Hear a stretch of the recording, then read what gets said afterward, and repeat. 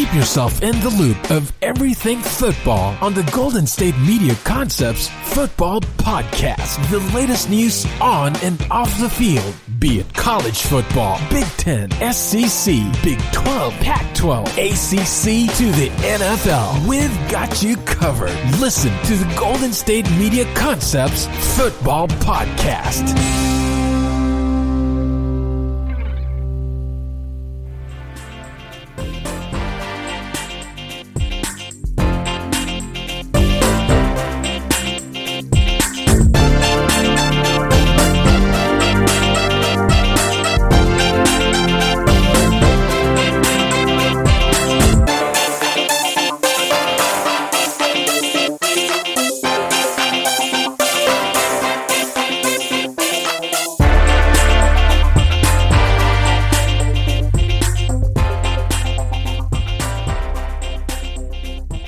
Hello and good morning, or good afternoon, or good evening.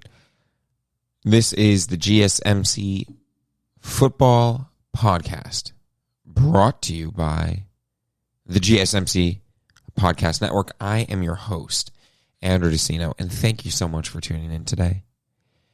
It is Friday, if you are listening, and this is probably one of my favorite weeks of the offseason for several reasons. The schedule release came out on Wednesday night, and we have a chance to go through live or soon to be live matchups once the fall hits. We can picture these games in our head. Now, of course, we knew who everyone was playing weeks ago, months ago. But to add a week and a date to it really brings it to life. And I know football season ended back on February 7th. And it's now May 14th, at least. It just adds a sense of realness that it's coming back up again soon. We still have June, we still have July, we still have August, and we still have, I believe, almost 12 days into September before we will get a regular season matchup. But this is what I love so much about this week. We now can envision it.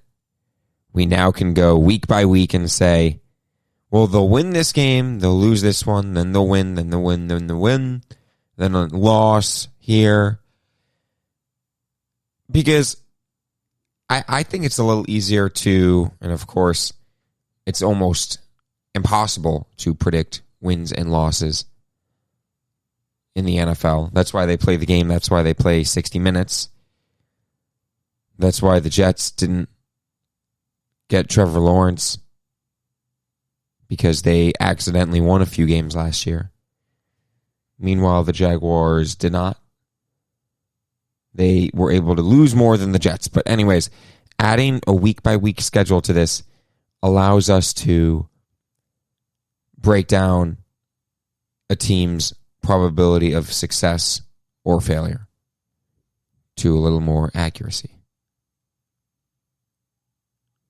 So, what are we going to talk about today? Well, we're going to actually dedicate 2 segments of this show to the schedule release. But we're going to start with some news first before we have our fun with the games. Now, the first segment we're going to be talking about is Tim Tebow. Now, I know last episode we did talk about Tim Tebow. We did talk about how he is probably going to sign with the Jaguars, or they were working him out. Now his signing has become imminent, and that he is going to be signing with the Jaguars. It is happening. The next segment we are going to be talking about, again, this is the man of the hour, or the man of the month, or the man of the year. It's the man of mystery. It's Aaron Rodgers. He is the MVP of the league. Now, I know we broke down a ton. Where is he going to go? What does Aaron Rodgers want? What does Green Bay want? So we're not going to beat a dead horse here. Instead, we're going to talk about something a little more intricate. Remember how the news story was released on draft day? On the first round of the draft. Huge day. You don't need stories coming out on that day. There's already going to be so many self-generated stories just because it is the NFL draft.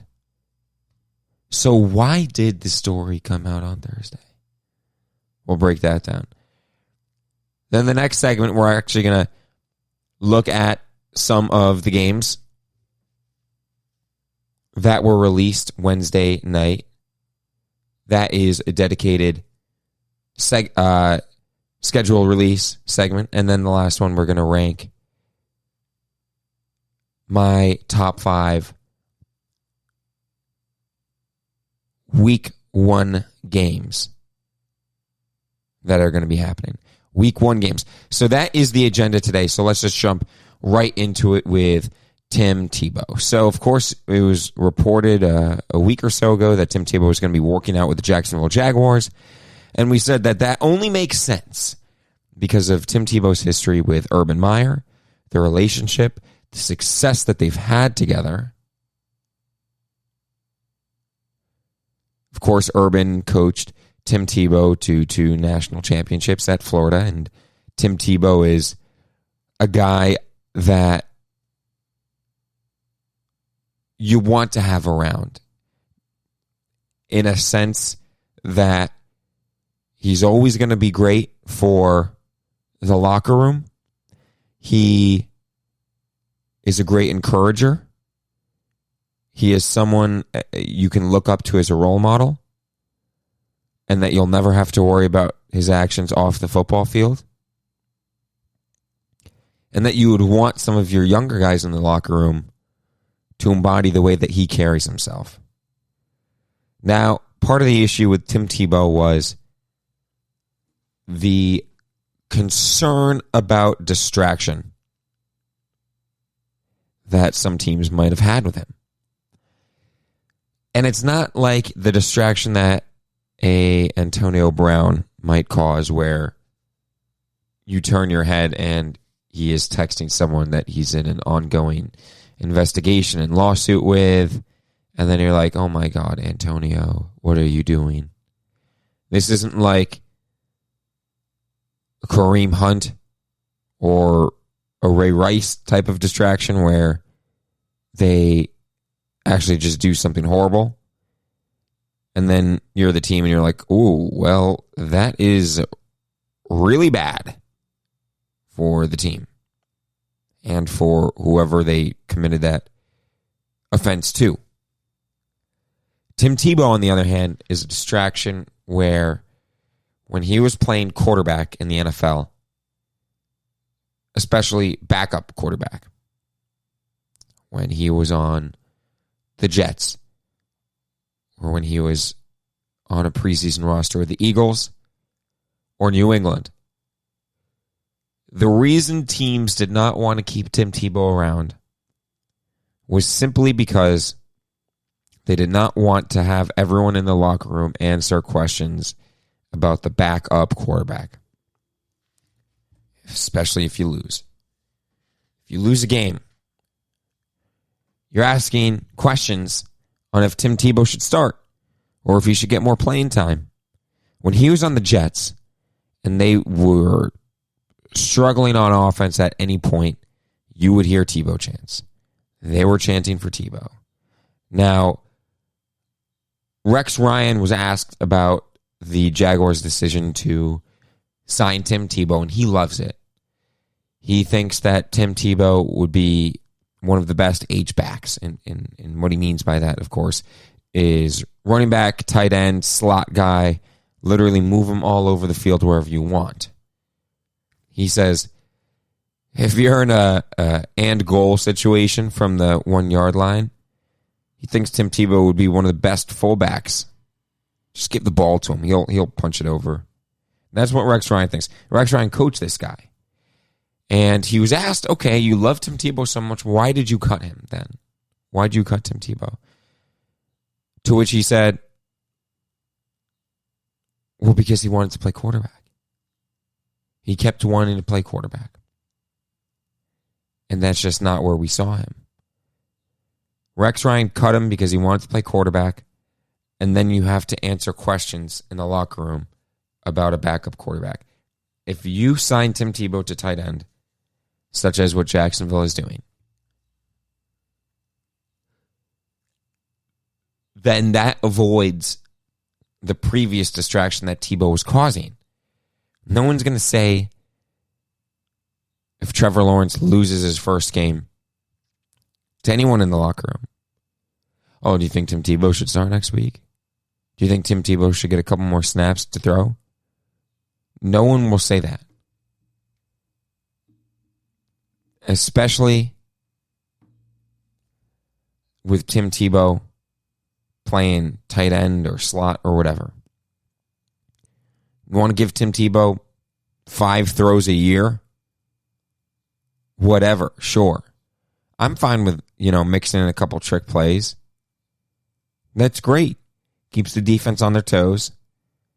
Even, Julian would throw the ball maybe 3 or 4 times a year.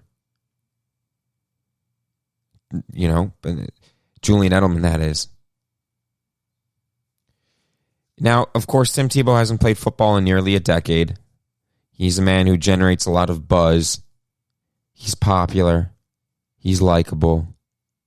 But without him, if he's not playing quarterback, I think that you are avoiding a distraction. There is no need to worry about the locker room needing to answer any unwanted questions, the team having a distraction. Now, it's been reported that Tim Tebow's arrival in Jacksonville may not be the most loved decision in the Jacksonville facilities. It was reported by Jeff Darlington of ESPN that not everybody in the Jaguars building is thrilled with the looming arrival of Coach Urban Meyer's former Florida quarterback. Not everyone is thrilled. That makes sense. Or does it? Now, Jeff Darlington reported this. Not everyone's thrilled. I don't think that people in the Jaguars organization have a right to not be thrilled.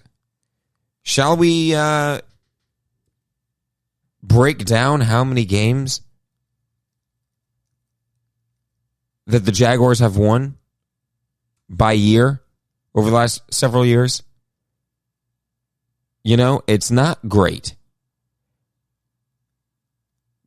I don't know what they are complaining about. In 2020, they won 1 game. In 2019, they won 6. 2018, they won 5. 2017, of course, they made the playoffs. But before that, 3 games, 5 games, 3 games, 4 games, 2 games, 5 games. And this is dating back to 2011. They, over the course of 2018, 2019, and 2020, they won 12 games.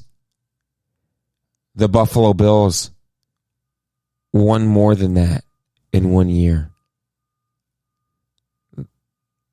So, does anyone in the Jacksonville organization really have a leg to stand on when it comes to saying what you're happy about in the division or in the organization? So now you want to sign a guy that, in my opinion, only adds a positive aura to the team. He'll do the right thing. He'll take some younger players under his wing. maybe he'll make some plays while he's at it. Because we know that Tim Tebow can do good things with the football in his hand. Maybe not throwing it, but with the football in his hand. Now, we've probably seen the video surface of him getting his one pass attempt when he was a Jet and the ball hit off his helmet. Whoop-de-doo. Who cares? I'm a Tebow guy. I'm a Tebow supporter. All this guy does is win and encourage his teammates. Listen, the tight ends on the Jacksonville roster is nothing to write home about. I believe the best tight end on the roster right now is James O'Shaughnessy. Now, O'Shaughnessy has not had the most exciting career thus far. He joined the Jaguars in the 2017 season. He caught 14 balls all year. The following season, he got 24, so a 10 reception increase. Then he fell back down to 14 in 2019. That's okay. And then in 2020, he caught 28 balls, doubled his total. But besides that, no one on the Jacksonville roster is scaring anyone at tight end. And I don't think James O'Shaughnessy is scaring anyone at tight end either. So you bring in Tim Tebow as a playmaker. Now, I am hesitant to use this comparison of what Tim Tebow could do on offense for the Jaguars. But think about this for a second.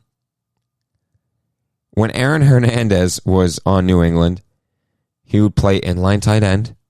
They would flex him out wide. They'd put him in the slot standing up. They'd put him in the backfield. They would put him everywhere. Could you not see Tim Tebow in a role like that? Just a guy that you want to get the ball into the hands of quickly? And have him move after the catch? One of, the best ways, what made Aaron Hernandez so good is that the way that he moved with the ball in his hands after he would catch it. Not just his ability to get open. Gronk, if you think about the two tight ends back in their heyday, Gronk has incredible reach, physicality to get open, you name it. But Hernandez, he'd get open. It wasn't going to be crazy, but then the shake and bake that he could do after the catch or after he would get the handoff was quite incredible. I could see Tim Tebow in a role like that. So to go back to the original point of this segment, if not everyone in the Jaguars building is thrilled about the signing of Tim Tebow, maybe I'm not thrilled with everyone in the Jaguars organization. And furthermore, Urban Meyer, good for you to do this. This is your football team now. Okay? You have to improve from one win last year. That is your starting point. They won one game. Now you're Urban Meyer. You say, this is my team. You're not happy with the Tim Tebow signing? Tough. Tough luck. This is my team. I coached him. I know what he's like. If you don't like the signing of Tim Tebow, you can either get on the program or get out because this is my team. Don't tell me what to do. Then don't back down now, Tim Tebow. Or Urban Meyer.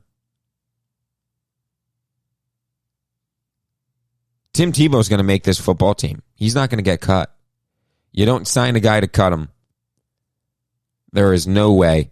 Now, these two are close. I think they live in houses next to each other. They're neighbors. And given the tight end situation, given Urban and Tim's relationship, given he is signed after a workout, Tim Tebow is making this football team. And Tim Tebow is getting snaps. Yeah, I said it. Tim Tebow will get snaps for the Jaguars. It's a pretty fun thing to see. I'm excited for it. I really am.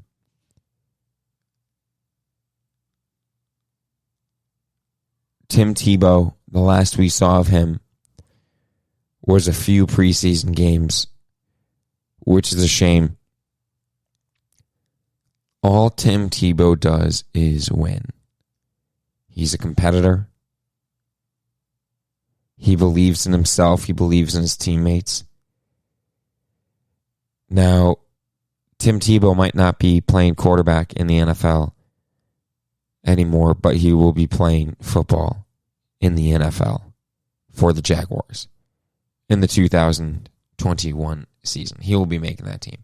I'm excited for it, and you should be too. So that's the latest on Tim Tebow. That's what I think Urban and the Jaguars should do. Let him make the team. Give him snaps. And I think the Jaguars, with Trevor Lawrence throwing the football, could have a complete change of fortune from last year. Now, that's Tim Tebow. Next on the docket, we are actually going to be talking about Aaron Rodgers. Not what's going on with him, but how the report of his, if you remember, the tweet from Schefter was reigning MVP Aaron Rodgers is just so disgruntled with the Green Bay Packers. Why did that come out on Thursday? Find out after the commercial break. Are you looking for help for your fantasy football team? Check out the GSMC Fantasy Football Podcast. Get today's best advice on who to start, who to sit, even who you should draft. From sleeper picks to red-hot lineups, they got it all covered for you. That's gsmcpodcast.com/fantasy-football-podcast. We'll cover traditional leagues, dynasty, PPR, even IDP leagues. When you need fantasy help, there's just one show to hit up. Don't forget to like them on Facebook and follow them on Twitter. Visit gsmcpodcast.com for more info.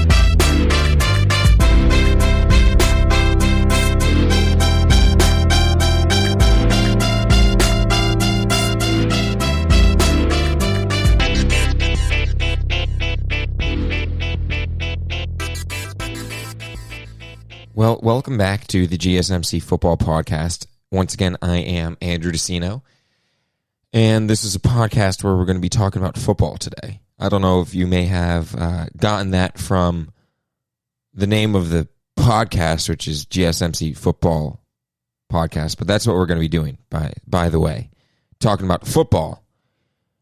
And football, well, actually not even football only. I think even last episode we talked about J-Lo and A-Rod and Ben Affleck. I guess there's a love triangle there.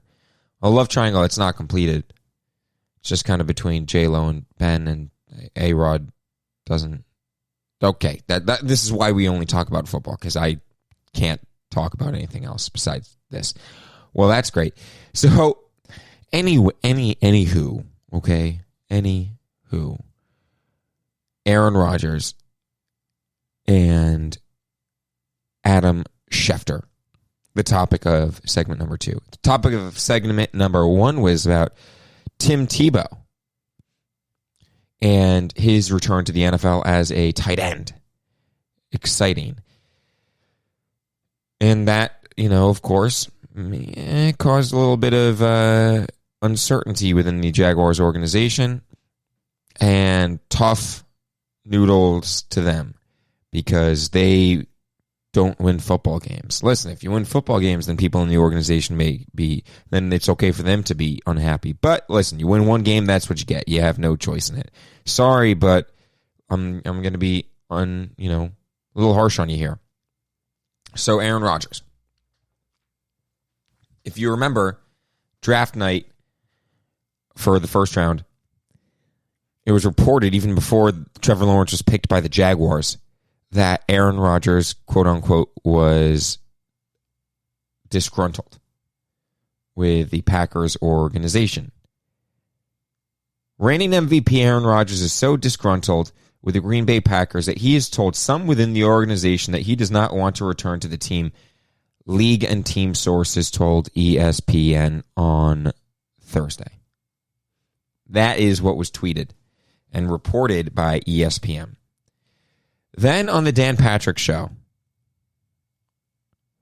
Adam Schefter said that he made the decision to break the news about Aaron Rodgers and not that he received the information on Thursday. It was his choice to release it on Thursday. Dan said, it was your choice to release the information on Thursday? Adam said, quote, "This is absolutely accurate, correct. It was nothing that morning that came in that all of a sudden said to me, yeah, he wants out, you should report this. It was just an accumulation of information."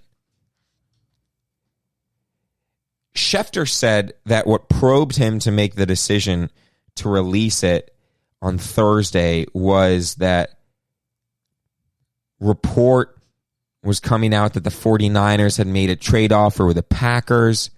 So he said it was becoming inevitable that the story of Rodgers' unhappiness was going to come out.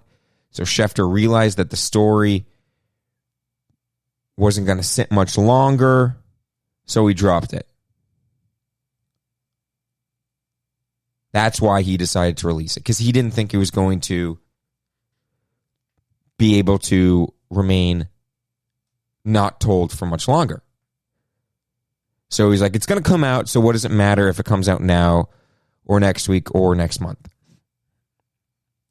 I'm not sure who's telling the truth here. Because if that was the case, Mike Florio makes a great point. He says, why did the tweet say at the end, team and league sources reported on Thursday? Why did it say on Thursday? Why didn't it say, accumulated and whatever on Thursday? Or why did it even just should have left that part out? The tweet doesn't imply that it just bubbled and he decided to release it on Thursday. Tweet implies that the information got on Schefter's lap on Thursday and he decided to release it, which then Schefter contradicts on the Dan Patrick Show. So, a quote that I like is from Game of Thrones to analyze the situation. And it comes from Peter Baelish, Littlefinger. Quote, "Sometimes when I try to understand a person's motives, I play a little game. I assume the worst. What's the worst reason they could possibly have for saying what they say and doing what they do? Then I ask myself, how well does the reason explain what they say and what they do?" End quote. So, what is the worst reason Adam Schefter could possibly have for saying what he said and doing what he did? Well, the worst reason, I guess the most selfish reason, would be that he thought someone was going to report the story before him, and he wanted to get credit for the MVP possibly moving teams and being unhappy with his team, because that's a gigantic story. It is his selfish reason is that he thought, I don't know if it's going to come out tomorrow or the next day. I'm just going to do it now because I don't want to possibly risk me not getting credit for this story. Now, how well does that reason explain what they say and what they do? Well, what he said and what he did was tweet that the information fell in his lap on Thursday, which he also then contradicted on the Dan Patrick Show. So on Thursday, I believe he said it was, that the information got to him on Thursday, probably to make it a bigger story. Why? Because now he is bringing Rodgers into the loop. It is making him sound like Rodgers decided to, release this information, or someone in the Packers organization decided to release this information on Thursday. That it wasn't Schefter's decision. But then he said it was Schefter's decision. So I think he tweeted that to get the most amount of clicks. Because if people see that it was given to him on Thursday, they would say, wait, why is Aaron Rodgers releasing this on Thursday? Then it gets people thinking. Then it gets more clicks. And the worst reason, the most selfish reason, is that he's trying to get the most amount of clicks for his story. Now, I think that reason explains why he said what he did and did what he said. If the sole reason is to get more clicks, he'd get the most clicks if he was the first person to release this story. He'd get the most clicks if he implied that Rodgers gave him that story on Thursday. And that's why he did what he did and said what he did. Now, what is the truth? Do we think that Rodgers and Rodgers' agent wanted this to come out on draft night?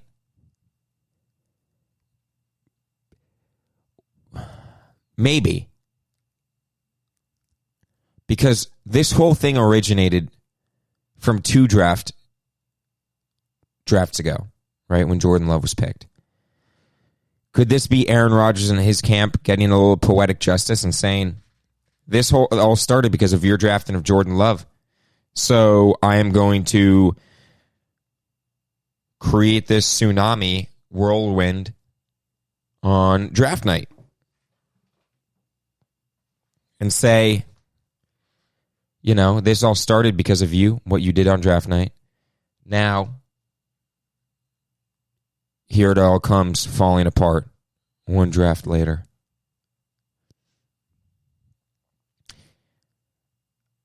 And again, I think this is a topic that is interesting to break down. You may find it not. The topic of reporting and the topic of Adam Schefter, one of the game's best reporters, being inaccurate. I'll be hesitant to use the word liar. But when he says that league and team sources told ESPN on Thursday, but then he said it was his choice to report it on Thursday, that is contradictory. My best guess is he did it for the clicks. I do believe that Rodgers did not want to just release it on Thursday. I believe everyone knew that he was disgruntled probably after the NFC Championship game. Because Rodgers probably wouldn't be disgruntled if he had won the Super Bowl. He probably just wouldn't care. I think winning is a cure-all. And when he lost in the NFC Championship game, if you remember that press conference right after the game, it was kind of like, well, what's next for Aaron Rodgers? Because it was almost like a goodbye to Aaron Rodgers and the Packers fans, because he didn't know what his future was like. He was saying, everything's up in the air. I don't know what my future is like, blah, blah, blah, blah, blah. So I think from that moment, from when he lost in the NFC Championship game, and he's like, holy crap. I lost the NFC Championship game again. What's going on? Makes me really think that maybe the Packers organization isn't treating me right. They drafted Jordan Love. My future here actually is uncertain. Haven't won a Super Bowl since 2010. Haven't even gotten back to a Super Bowl since 2010. What is going on? So yes, I do believe this was Schefter's sole selfish desire to report it himself on Thursday. He just got a little too eager. He had this sitting in his lap. He tried to hold it. He tried to hold the secret as long as he could, and then just released it. Now, again, if you think about his own selfish desires, if he could have held on to the story until midweek next week, so that was Thursday, that was the round one of the draft. If he could have held on to it until Wednesday or the following Thursday, it would have been a much bigger story if no one had released it before. Now, of course, it already was a gigantic story. It completely ramroded what was going to happen in the draft. But that would have been the sole story. It would have dominated if it was next week. Now, it's still dominated, but you still have the NFL draft going on. And you still have people talking about, Trey Lance to the 49ers, Mac Jones to the Patriots. Stories like that. It occupied segments of our show. Right? The Tuesday after the draft. What do we have to do? We have to split time between the draft and we have to split time between Rodgers. Now, if the Rodgers story had held out, the entire show would have been about the draft. And then our Friday episode probably would have all been about Aaron Rodgers. Now we're just getting intricate here. So what is next for Aaron Rodgers? Really? Would, if that report was saying Rodgers is disgruntled, do we think that the Packers would prefer Aaron Rodgers retiring or to trade him? And we kind of broached this topic last episode. Because you have an asset like Rodgers, him retiring does nothing for you. All it ensures is that you're not the guy to trade Rodgers. But it's kind of like burning valuable assets. When the Patriots had Rob Gronkowski, he retired, of course, and then he wanted to come back. I guess the Patriots could have said, no, you're not going to come back if they wanted to. But Rob could have showed up, and then they would have had to pay him, which they couldn't because they didn't have the salary cap. So he really handcuffed him. That was a genius move by Rob Gronkowski, by the way, and his agent, Drew Rosenhaus. For those of you who don't know or don't remember, I'll just explain this briefly. Rob Gronkowski wanted to come back, and he wanted to play for the Buccaneers, correct? Last year. If you remember, the Patriots were in cap trouble last year a little bit. Rob Gronkowski, I think, would take $10 million, and the Patriots just could not afford that. So if the Patriots had no leverage because Rob comes back and he says, I want to play for the Buccaneers. And then if Bill says, no, I'm not going to trade you to the Buccaneers, then Rob says, okay, then I'm just going to come back and I'm going to play for you and you're going to have to pay me. Which Bill couldn't do. So if he shows up to training camp and all that, they're going to have to pay him, which they can't afford. So then Rob has leverage. He's like, all right, then trade me. And when you're forced to trade someone, you pretty much can get nothing in return. So it's all about leverage. And New England had none, and Rob had all of it. Now here for the Packers, I don't think the Packers have a ton of leverage when it comes to trading Rodgers. Although I'm sure they would still give up a king's ransom for Rodgers, another team to trade for him. Because if I'm a team, just thinking about, negotiations, if I'm a team and I want to get Rodgers, I call up Brian Gutekunst and I say, Rodgers doesn't want to play for you. Why should I give up a premium for Rodgers? And of course, Gutekunst is like, well, he's the MVP, blah, blah, blah, blah, blah, which is a very compelling point in and of itself. But the fact that he doesn't want to play for you, I know you don't really, unless you make amends, which it depends. Now you're thinking about likelihoods. Well, what's the likelihood that Rodgers will make amends with the Green Bay Packers? Maybe not very high.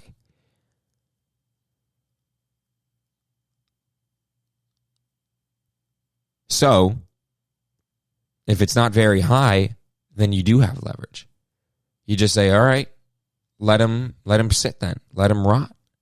You have an asset you could get a lot back in return for, and you're just going to let him sit and retire. So it looks like Rodgers, we all know, is a very proud and prideful guy, which is great. The Packers seem like they're not going to budge.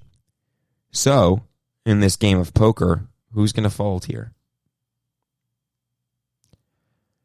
And it's also interesting and noteworthy. The Packers don't have an owner, like we talked about. Robert Kraft was the mediator between Belichick and Brady for a few years. There's no owner to mediate between the front office and the quarterback. So if Rodgers remains that he wants to be on another team, he can either be traded or he can just sit in Green Bay. And I think if you're the Packers, your duty to the team is to take the best offer for Rodgers. Because if they just let him sit, then I don't know. That's just, if they say retire, Aaron, it's a waste. But then it also looks horrible if you trade Rodgers and then he wins a Super Bowl. Like he goes to Denver and wins a Super Bowl. Now, could you imagine if something like Brett Favre happens here? Now, okay, here we go. I remember like a year ago when this whole Jordan Love thing happened. I said, watch out for Aaron Rodgers to Minnesota. Because Kirk Cousins' days are ticking down. Yeah, they got Kellen Mond, okay? But, whatever, Kellen Mond. Aaron Rodgers goes to Denver. Let's say this. Then his contract comes up in like 2-3 years, whatever it is. Then he signs with Minnesota and sticks it to Green Bay. Brett Favre got traded to the Jets. Then he comes back to Minnesota. I think if this ends ugly, like I think it has a chance to end ugly, Rodgers is going to want to stick it to the Green Bay Packers somehow. Now, my best guess was that the Packers and Aaron Rodgers sort their issues out together. I don't think he'll retire, because if he does, he'll owe $23 million in unearned signing bonus, and he'd also give up $6.8 million roster bonus, and he'd lose $14.7 million of salary for 2021, $500,000 of workout bonus. That's a grand total of $45 million. Now, Rodgers is a rich man, but I think you'd be hard-pressed to find someone who would be just willing to throw away $45 million.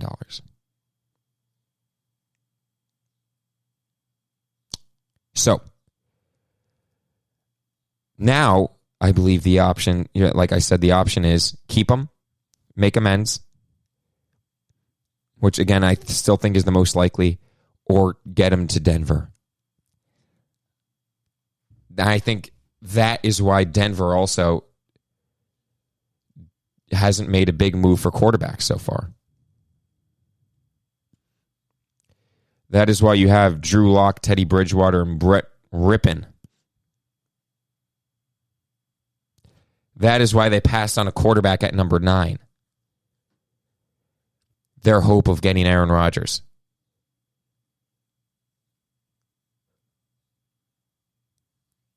That could be an indication. You wonder if they were close to a deal with the Packers and they said, okay, let's pass on a quarterback at 9 because we have a shot at Rodgers here. No need to double up on quarterbacks. That could be an indicator right there that something's in motion with Denver and with Green Bay. Now, it's a shame that the way that the Green Bay Packers are treating a guy like Rodgers. I am a supporter of players. And, the Packers are treating Rodgers like an old guy who can't play anymore. And listen, maybe this just might be my Brady bias showing through and seeing this whole situation unfold before. But if I'm Rodgers, I want to go to a different team. And I think he truly does want to go to a different team. I don't think this is a bluff. I think he wants to stick it badly to the Packers. That's my best guess. All right. So that's it for Aaron Rodgers. That's it for Adam Schefter. And after the commercial break, we're going to be talking about the schedule, breakdown, and release. You better stick tuned for that right after the break. Tired of searching the vast jungle of podcasts? Now listen close and hear this out. There's a podcast network that covers just about everything that you've been searching. Hey! The Golden State Media Concepts Podcast Network is here. Nothing less than a podcast bliss with endless hours of podcast coverage. From news, sports, music, fashion, cooking, entertainment, fantasy football, and so much more. So stop lurking around and go straight out to the Golden State Media Concepts Podcast Network. Guaranteed to fill that podcast itch. Whatever it may be. Visit us at www.gsmcpodcast.com. Follow us on Facebook and Twitter, and download us on iTunes, SoundCloud, and Google Play.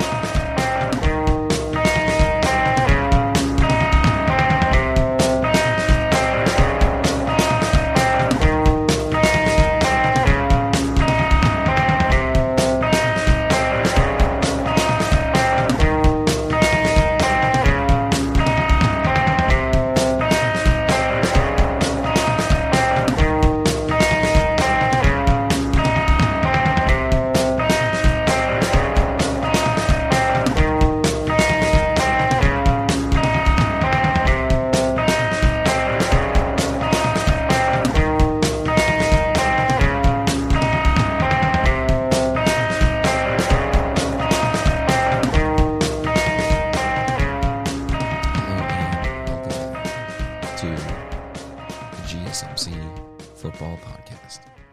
I am Andrew DeCino, and like we had mentioned, segment 3 is going to be dedicated all towards the NFL schedule release, which occurred on Wednesday night, although the NFL did a good job of parceling out the schedule throughout the day Wednesday. So then by 8 p.m., they don't have 276 games to release all at once. They parceled them out from 8 a.m. to 8 p.m. Pretty smart idea. And so at 8 a.m., they released all the Week 1 games, which we were going to rank in the last segment. And then each team kind of individually, you know, if you had a Twitter and you had 2 thumbs, you could pretty much see who your team was going to roughly play. By 4 p.m., you pretty much knew the entire schedule. So, what are we going to talk about in this segment when it comes to schedule release? Well, there's a team by the name of the Tampa Bay Buccaneers. They are the defending champions. Their schedule is out, as is everyone else's. And all eyes will be on them. The first game of the year starts with the defending Super Bowl champions. Opening Thursday night, the banners drop, the cannons will fire. And I think we're all going to be wondering what we're going to get from the Tampa Bay Buccaneers. If you remember, after the bye week, after that Kansas City Week 12 loss, and their late Week 13 bye, Tampa Bay went 8-0 through the playoffs. They ended up beating one of the best-ranked Washington defenses, then going to Drew Brees and what was Tom Brady's house of horror or team of horror for the 2020 NFL season. You then go to Lambeau Field and play Aaron Rodgers and beat him. And then the young phenom Patrick Mahomes, who everyone thought would win 10 Super Bowls in a row and then immediately become the GOAT. because that's what we all think of Patrick Mahomes. He is now, I guess, the GOAT after playing like 4 years in the league, because that's normal for us to think and to believe.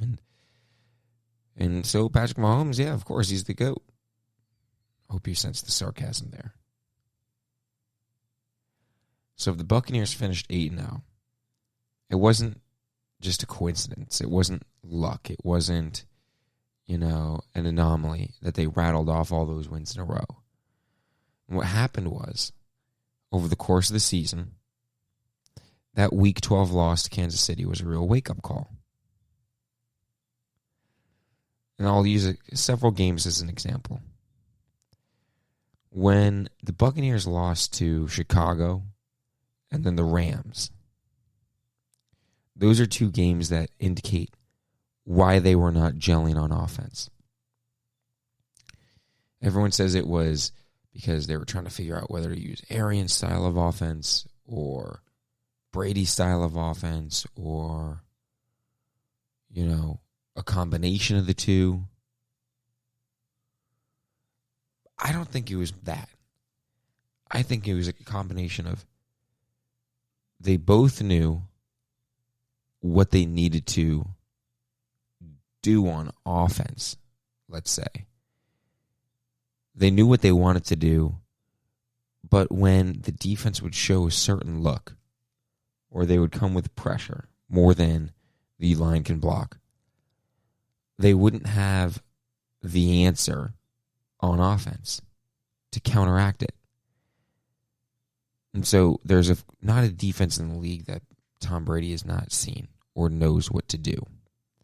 But if he sees a certain defense, he sees pressure, he knows he could say in his head, he's like, okay, there's this play in New England, that I ran back in 2013. That'd be the perfect answer for this.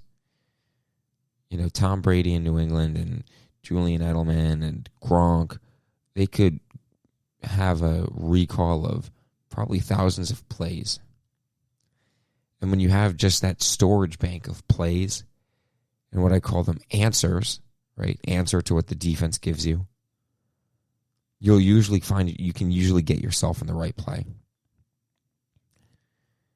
And I'm not saying that knowledge diminished when Tom Brady went to Tampa Bay. It didn't. It was almost as if he knew what he needed to do or what to get the offense into. But because of lack of continuity together, the offense together in Tampa Bay, they can't. They just don't have that play installed. They don't know. Tom Brady might know that's the answer, but they might not know it's the answer. Evans and Godwin and Scotty Miller on the offensive line, they don't know. They can only get into the play of best fit or what they think is the best option that they have to choose from, which oftentimes is not going to be good enough. So you see what they did against Chicago and LA when they would get four-man pressures because of those great defensive lines. Their answers weren't chipping with a back, chipping with a tight end, throw a quick hot route. It was like they were still spreading everyone out wide and trying to make do that way. And I'm like, this isn't the answer to getting pressure here. That's not what they should be doing. You have guys like Evans and Godwin, Antonio Brown, who can really get open. It's not like you need to scheme Philip Dorsett open like you once had to, or scheme Benjamin Watson open. These guys can get open. That's the beauty of why you went to Tampa Bay, is because these guys can get open. So they should have been, chip with a back, chip with a tight end, throw, a guy quickly flat, throw a guy into the flat quick, boom. There's your answer to a blitz. And one of the best things about what they did in New England is answers to, let's say, a zone blitz or a blitz off the edge, or really a blitz from anywhere on the field. So we'll envision this quickly. Imagine Julian Edelman lines up in the slot. This is back in the New England days. And his guy, his slot corner, comes on a blitz. Well, Julian knows that if that guy comes on a blitz, all I need to do is kind of run and sit down where the blitz came from. And no one will be there. I'm going to run and sit. And Brady knows that too. And they would just go like, okay, there, you want to come blitz? There you go. Find the open soft spot in the zone. Linebackers come on the blitz. Okay, we're going to get a little, match up here to run to right where the linebacker was. And you can't fill in fast enough, and we're going to get it right into that little zone. There you go, Danny Amendola. Thank you very much. And if you remember in Kansas City, that Week 12 game, Tony Romo was saying it. They lost, but they got answers. It was almost like a moral win, although that was their 5th loss of the year in Week 12, which was not looking too great. But there are a couple times it was like the blitz came, and then boom, you'd hit the flat to Chris Godwin. Boom, you'd hit a flat to Gronk.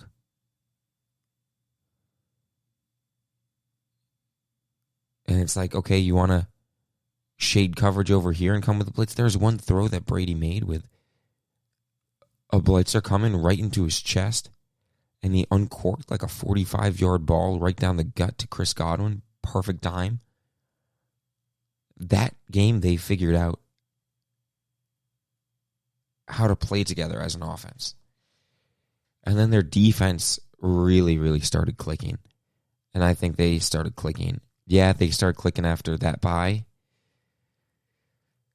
But in the playoffs and their revenge game against Drew Brees, I think was the real coming out party. It was a coming out party for Devin White.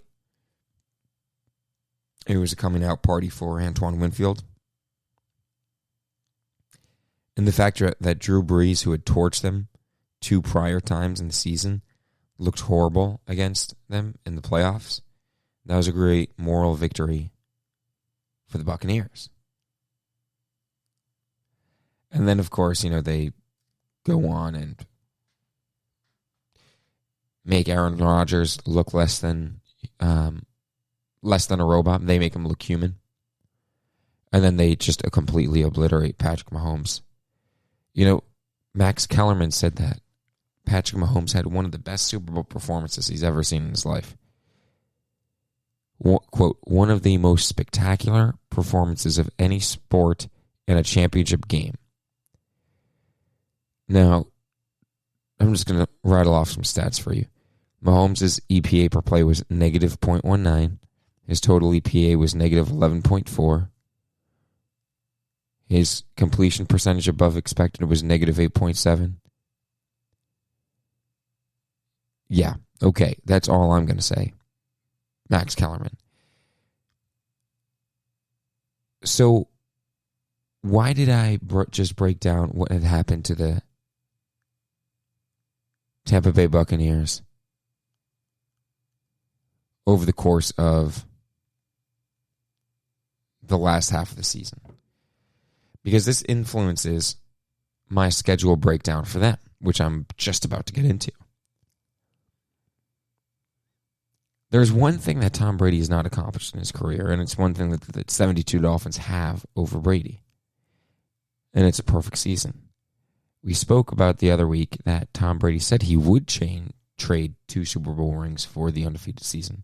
That's the one thing Brady doesn't have. It's the one thing he wants still. And he is going for that perfect season.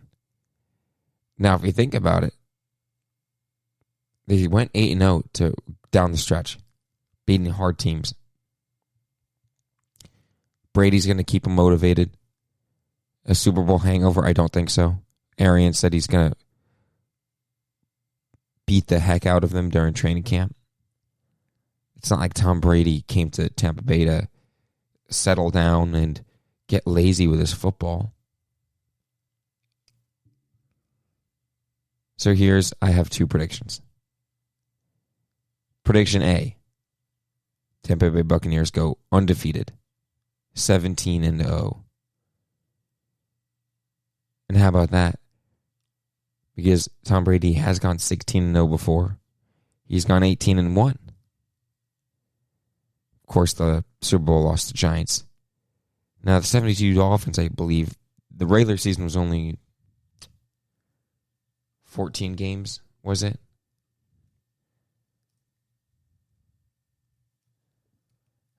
Whereas now, there are 17 regular season games. So the Dolphins went 14-0 in the regular season and won their 3 postseason games, which had them finish 17-0. Could you imagine now? Poetic justice. The one thing Brady could not accomplish back in 2007, he gets done in 2021. He goes 17-0 in the regular season. And then wins divisional round, championship round, Super Bowl, 20-0. A nice round, 20-0. He'd love that. That's prediction A. Now, prediction B will be my more realistic guess. And for that, we will break down each game here. They start off on primetime, like we said, on the opening Thursday against the Dallas Cowboys.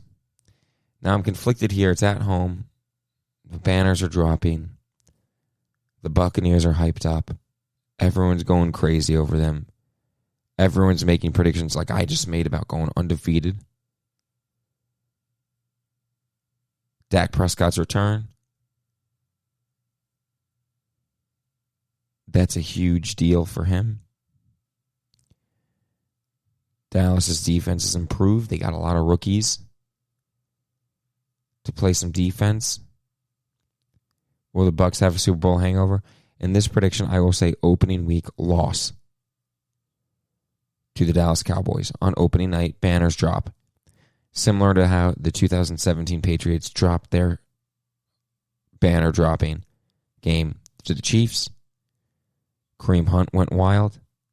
New England spammed 28-3 on every scoreboard. That was all they could talk about. Very un-Patriot-like of them. And then they lose to the Chiefs, I think 42-27. I'll say they lose by the same margin, 42-27 week 1. Now they come back against Atlanta at home with vengeance. They're not going to drop 2 in a row, and they're definitely not going to drop 2 in a row at home. I say they come back with a win against Atlanta. Now week 3, the first 3 games are going to be tough. I'm going to say they actually drop week 3 against the Rams. It's 4:25. It's in LA. And if you remember, this is a game they lost last year. This is one of the games I alluded to that, you get to Brady with a 4-man rush, and he didn't have answers yet. I'm going to say they have answers here, but this is a Matthew Stafford Rams team, not a Jared Goff. I will say that Sean McVay and Matthew Stafford outduel Bowles and the defense for the Bucs. I think it won't be necessarily a bad offensive performance. I could see them losing in a blowout, in a shootout. Excuse me. So right now I have 2 losses for the Buccaneers already through week 3. Week 4 is the revenge game against the New England Patriots. I don't really need to get into this one because I think Tom Brady would chop off his left hand to win this game Sunday night against the Patriots in Foxborough. It'll be his return to New England and likely his last trip ever to New England, unless he plays 8 more years, which, okay, I won't put it past him. I'm going to say win there. Win against New England, week 4. Then Miami visits Tampa. I'm going to say win. Then they visit Philadelphia on a Thursday night. That's going to be tough. But I'm going to say win because I think Todd Bowles in this defense will have a lot of success against Jalen Hurts. It's a fast defense. And I think if they try and use Jalen Hurts' mobility, I think they can shut it down. So through the first 6 games, I have them going 4-2. Now, Bears. Home game. 4:25. CBS. Again, this is a game they lost last year. Right? We already had them losing again to the Rams. But this time they come back and they beat the Bears.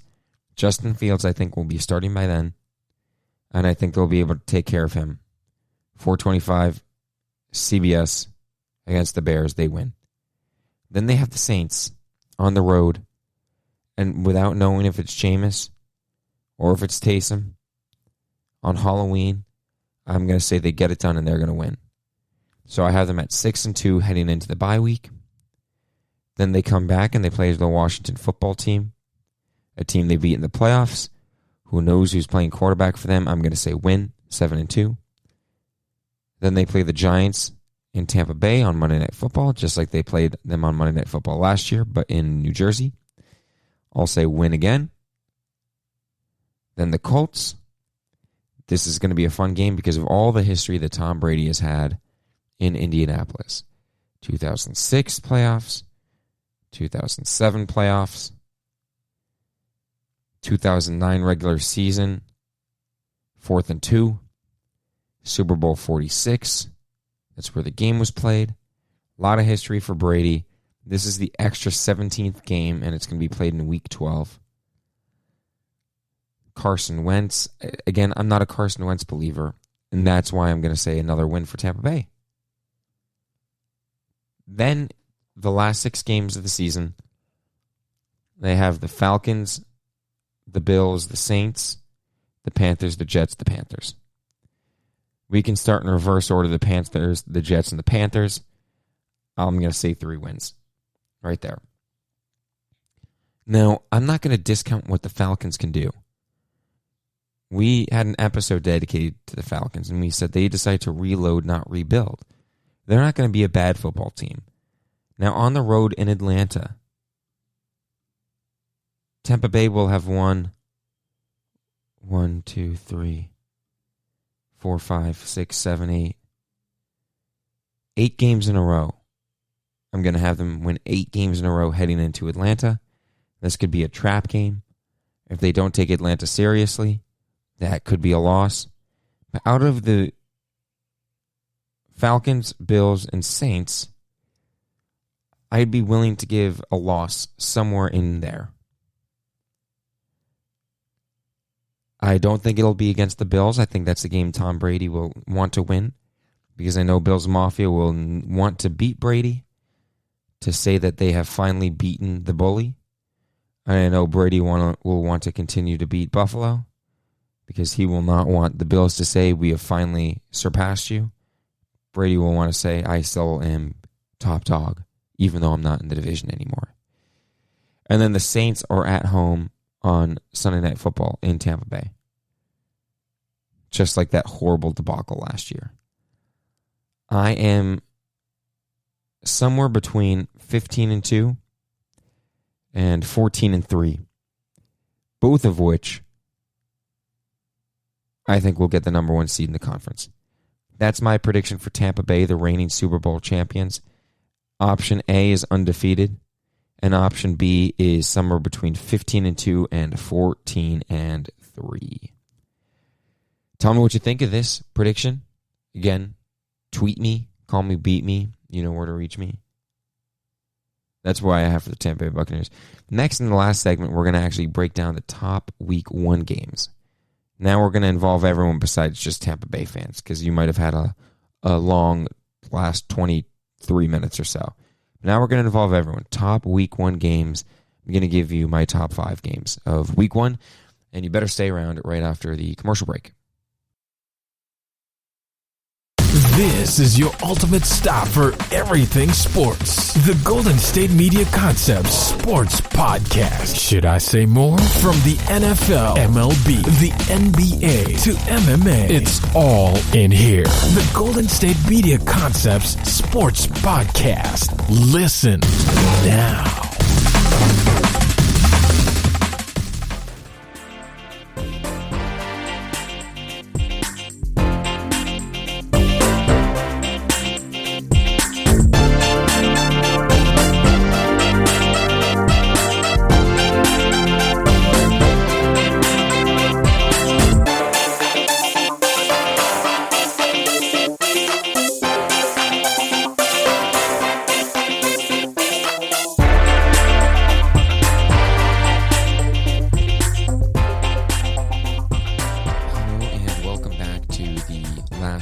Segment of this beautiful Friday episode. It is a spectacular day out today. At least it is on Thursday when I am recording this last segment. I am giving away the secrets of when I record from this undisclosed location, which is my room. But where am I? You don't know. That's okay. Or tweet me and I'll tell you. I don't know. I really don't care. Need social media interaction now. So, we've had a great show so far. Of course, we talked a little bit about some quarterbacks early on. You know, we talked about Tim Tebow. You know, pretty much unofficially, officially becoming a Jacksonville Jaguar. And why that's a good thing. You know, a lot of haters will say, you know, silly mistake by Urban Meyer. He's going to be a distraction. They did it for fanfare. You name it. I think it was a great move. Love it. Love Tim Tebow. He's not a bad guy. He's actually a phenomenal guy. He's a better guy than most out there. And then we talked about Aaron Rodgers and Adam Schefter. Not about what Aaron Rodgers' future is like, but why Adam Schefter decided to release the news about Aaron Rodgers on draft day, on Thursday. What was the incentive there? It's really interesting to know the reasons why reporters release news at certain times. Really, really interesting. And we decided that Adam Schefter's motivations, just at the end of the day, were selfish. We used Littlefinger's quote from Game of Thrones to break that down. Go back to segment 2 to look at that. Segment 3, we talked about the defending Super Bowl champions schedule, Tampa Bay Buccaneers. And my prediction for their record. I had 2 predictions. One was undefeated, the one thing Tom Brady has not done, to top the 72 Dolphins, to go 20-0 now with a 17-game regular season. Dolphins could only go 17-0. Right, with a 14-game regular season. Tom Brady wants to get it done. He's tired of the old guys in Miami icing the champagne every year when a team fails to go undefeated. Brady was the closest. Got there in 2007. Couldn't seal the deal. And then prediction B was a range of 15-2 to 14-3. With a surprising opening night loss to the Dallas Cowboys. And then another early Week 3 loss for the defending champs to start off 1-2. Very shaky start. But to involve the rest of the NFL, why don't we talk about some of the best Week 1 games? Some of the best. And I'll just rattle off the list of the Week 1 games in order for you. And then we'll break down my top 5 games from Week 1. Opening night on the Thursday, NBC. Al, Chris, and Michelle will take that one home for us. And it'll be Dallas visiting Tampa Bay, like we talked about. The reigning Super Bowl champions. The banners will drop. The cannons will fire. The wine will flow red, as Walter Frey once said. And that will be opening night. Dallas at Tampa Bay. We have the Eagles and the Falcons, the Battle of the Birds. We have the Steelers and the Bills, the Jets and the Panthers. That's a Sam Darnold revenge game. The Vikings and the Bengals, the 49ers and the Lions, Jaguars and the Texans, the Seahawks and the Colts, the Cardinals and the Titans, the Chargers and the football team, the Browns and the Chiefs, the Finns and the Pats, the Packers and the Saints, the Broncos and the Giants, the Bears and the Rams, and then to close it out on Monday Night Football, Ravens and the Raiders. A couple of things here that are unique before we break it down. There are 2 425 CBS slots. And there are 2 425 Fox slots. Very unusual. Now, if you notice the Fox 425 games, Aaron Rodgers will be playing it no matter what, whether he's in Green Bay or whether he's in Denver. And that's a hedge right there that the Fox network made. I guarantee you, how many games are there when, if you put the Packers in a 425 semi-primetime slot, I bet you the Broncos are somewhere right near there. That way that you don't put all your marbles on the Packers for primetime games, and if he's not there, then you still have the Broncos there on primetime. And then, of course, the 2 425 CBS slots. New England and Dolphins, and then Chiefs and Browns. And the other interesting thing to note is, usually week 1, you'll have a ESPN Monday Night Football doubleheader, where you're going to be awake till 1:30 Eastern time if you're on the East Coast.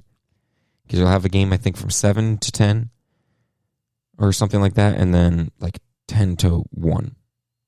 You're not going to bed till very, very late, because they would have a Monday Night Football doubleheader week 1. Week 1 would be a long week. Thursday at 8 to early Monday, well, technically Tuesday morning, because you'd be up till 1 a.m. But instead, they just did one Monday Night Football game, and they're going to have a Week 17 Saturday doubleheader for ESPN. That's what they chose to do instead. A smart move. I like it. You'll get sleep. So good for Monday Night Football and ESPN to be have some self-awareness here. Good for them. Now my top 5 games of week 1. I'm going to go with number 5 right here, with the Eagles and the Falcons. Eagles and the Falcons. I am so interested to see how Jalen Hurts plays. Jalen Hurts, they handed the keys over to him and said goodbye to Carson Wentz. And the job is Hurts's. There's not quarterback competition. They went and got his wide receiver, Devontae Smith from Alabama from a few years back. And it's interesting to see how will Jalen Hurts progress in year 2. Because I think everyone loved him his rookie year. He was great. He was a spark the Eagles needed. He beat the Saints. Now the Falcons. We have beaten the dead horse here. They are reloading and not rebuilding. They got Kyle Pitts. Now are the Falcons going to be a joke for the 3rd year in a row? And really ever since their 2016 season. They still have Matt Ryan. They still have Julio Jones. They still have Calvin Ridley. They still have Hayden Hurst.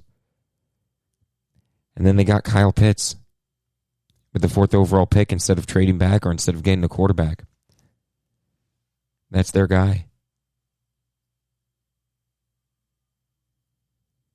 Really interesting game to see there. That's a 1 o'clock slot. Eagles and Falcons. Battle of the Birds.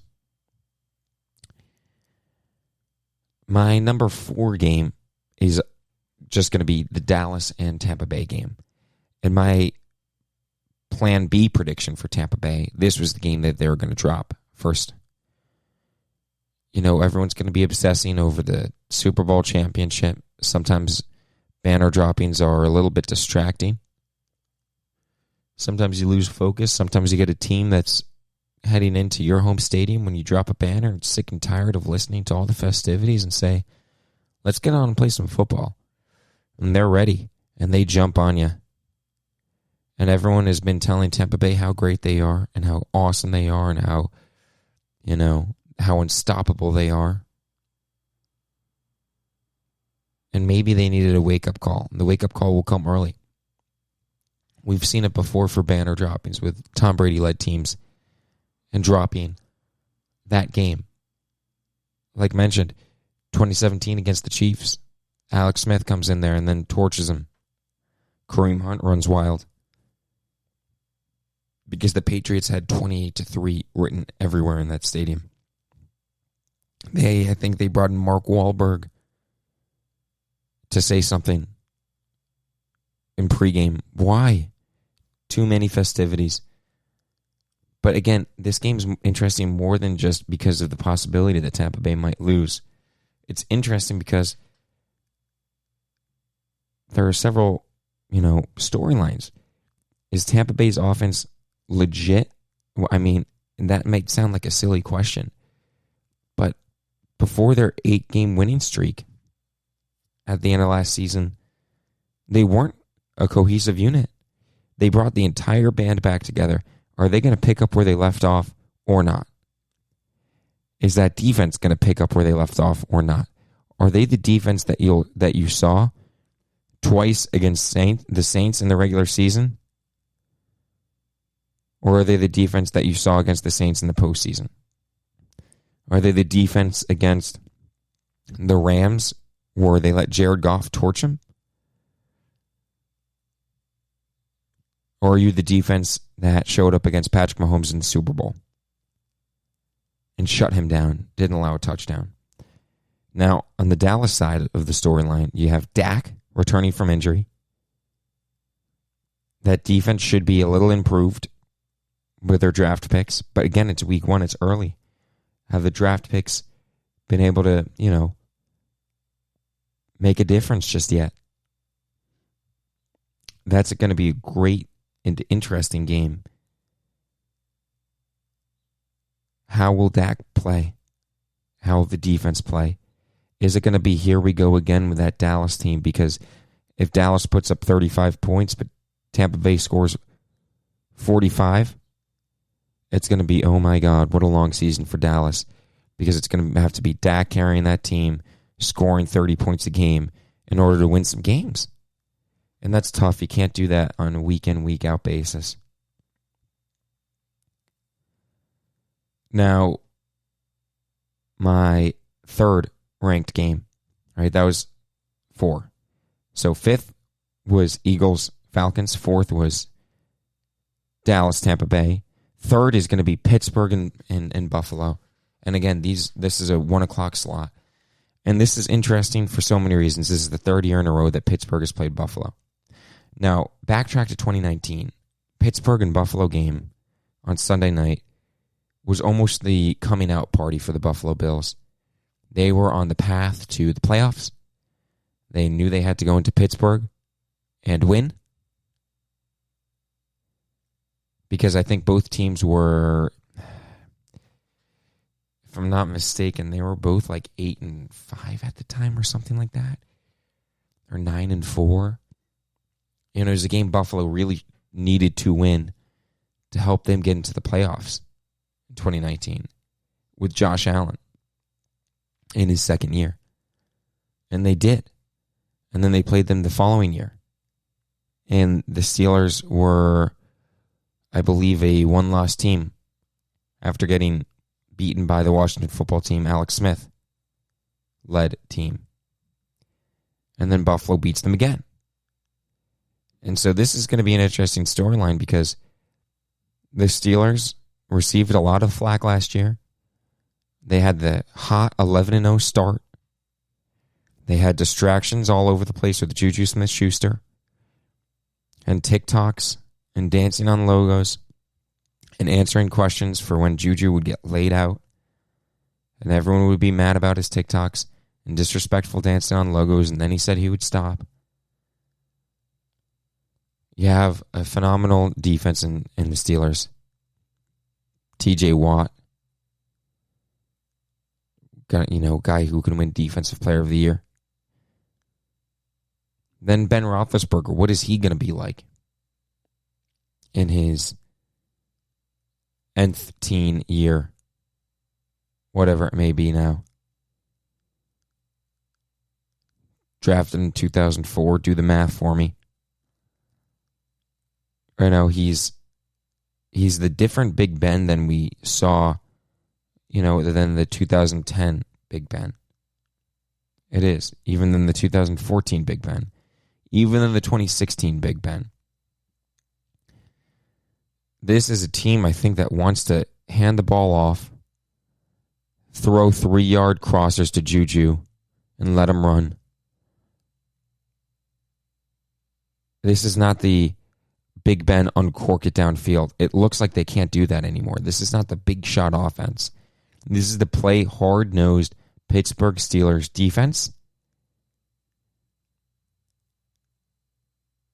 The defense holds up. We run the football. We are efficient throwing the football short, and that is how we're going to win. And of course, like last year, you beat up on teams that you need to beat up on. But for the Pittsburgh Steelers, opening week against the Buffalo Bills in Orchard Park is going to be tough. Now, this is also going to be a great game for Buffalo, too, because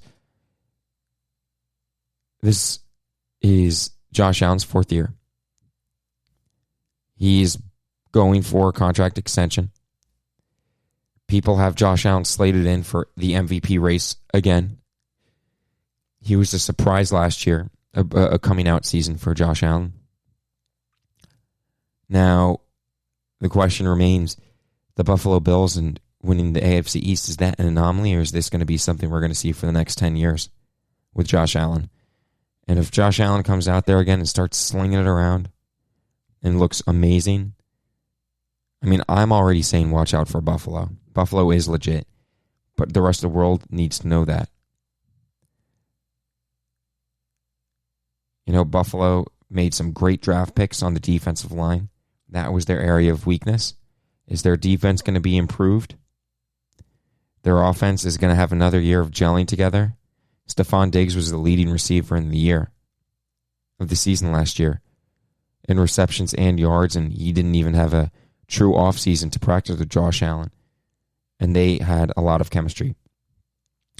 So let's see how that turns out. That's my 3rd ranked game. My number 2 ranked game will be the Browns and the Chiefs. The Browns and the Chiefs, this is a playoff rematch. Now, the Browns had a shot to win this game in the playoffs last year. Mahomes went down on that stupid quarterback run option play that I don't know why Andy Reid decided to run that. Stupid. He got injured. Browns had a chance to win, but they decided to go for it on 4th down with a backup quarterback. Andy Reid had a ton of guts there. Just ended up winning.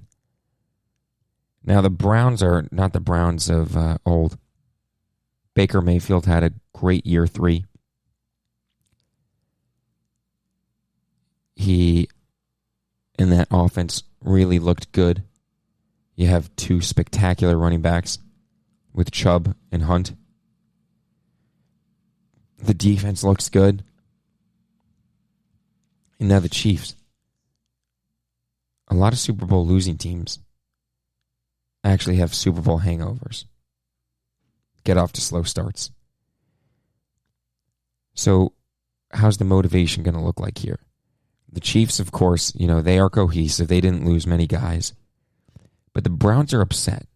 They don't want to be the team that gets stomped on by Kansas City week 1.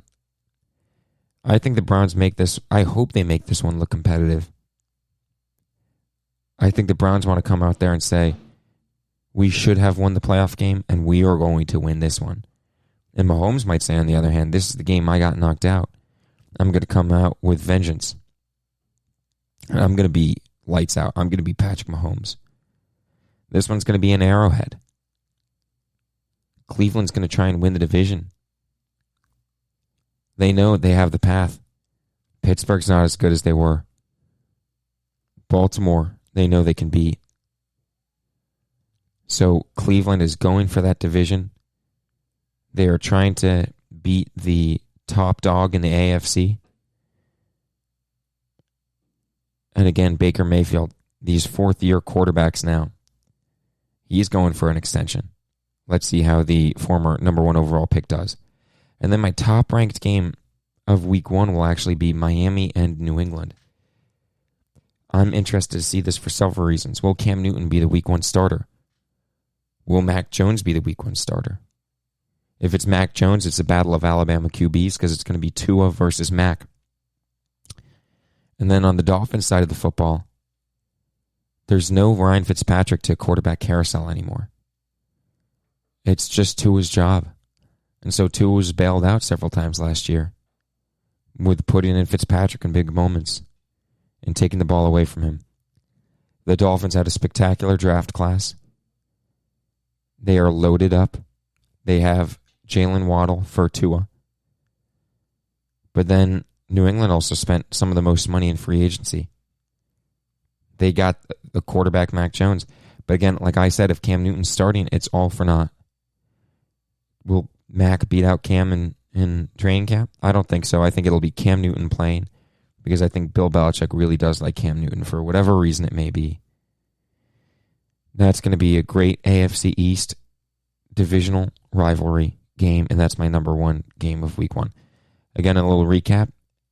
Number 5, Eagles-Falcons. Number 4, Cowboys-Bucks. Number 3, Steelers-Bills. Number 2, Browns-Chiefs. And number 1 is the Dolphins and the Patriots. Those are my top 5 games of Week 1.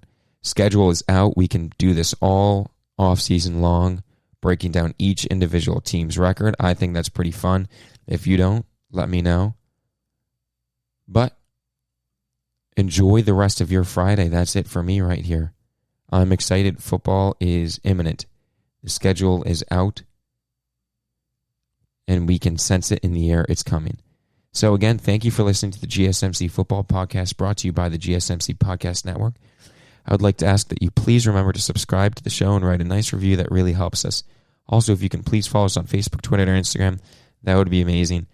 Thank you. Have a great day, guys.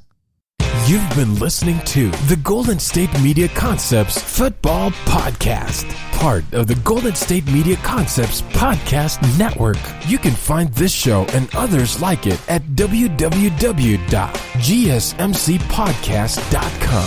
Download our podcast on iTunes, Stitcher, SoundCloud, and Google Play. Just type in GSMC to find all the shows from the Golden State Media Concepts Podcast Network, from movies to music, from sports to entertainment, and even weird news. You can also follow us on Twitter and on Facebook. Thank you, and we hope you have enjoyed today's program.